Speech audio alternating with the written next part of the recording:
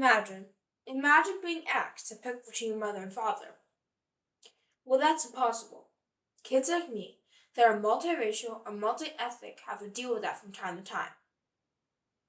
People want us kids to pick one part of who we are.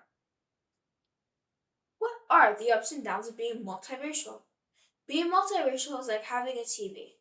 And that TV does not have one, but many channels that are rich and never boring. That is what being multiracial is like. You don't turn off one box, you turn off multiple. But sometimes there are struggles that come with being multiracial. When I was 7 or 8, I was on this site called Infinite Campus that my school district operates.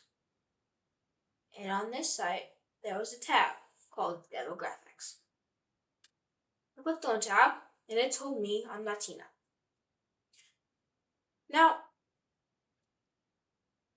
I'm not just one thing. I'm also Egyptian. And under race, it put me as white. As a 7 or 8-year-old, I didn't understand because not all Latinos are white and neither are Egyptians. Both my Egyptian and Puerto Rican side are very multiracial.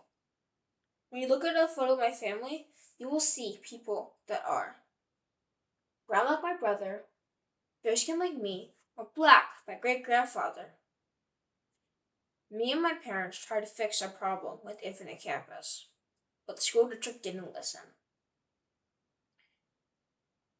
There is more to a person than meets the eye. When someone makes an assumption about you based on your appearance, they don't meet their real you. They don't know your personality. They don't know your story. They don't know what makes you special. So that's what happens when I was 7 or 8. The school district made an assumption based on my appearance that was very wrong.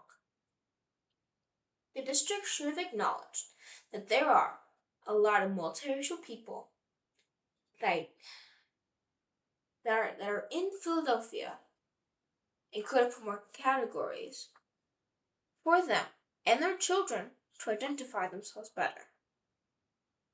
There are 33.8 million people in the USA that identify as multiracial, and 14% of those people are kids. And it continues to grow each year.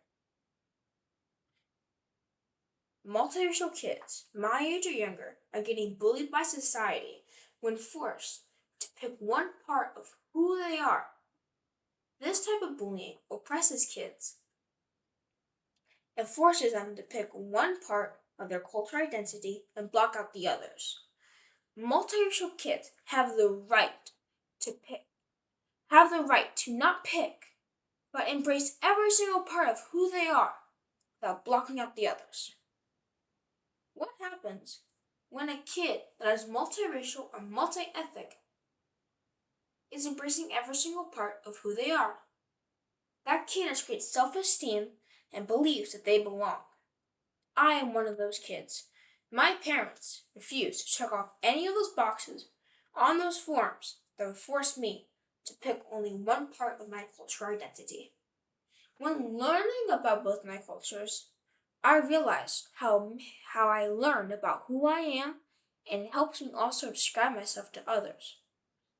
When learned about both my cultures, I realized how they are very special, how they make me unique. Being multiracial is a beautiful mosaic of diversity, and kids like me that are multiracial or multi-ethnic have a colorful mosaic. My heritage is a festival table.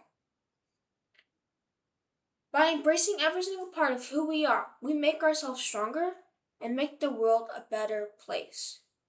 We learn to love differences, the strength of diversity, and the power of being inclusive. So let's go beyond simple boxes and learn to embrace every single part of who we are so that every kid can proudly say, I am all of this and I belong. Thank you.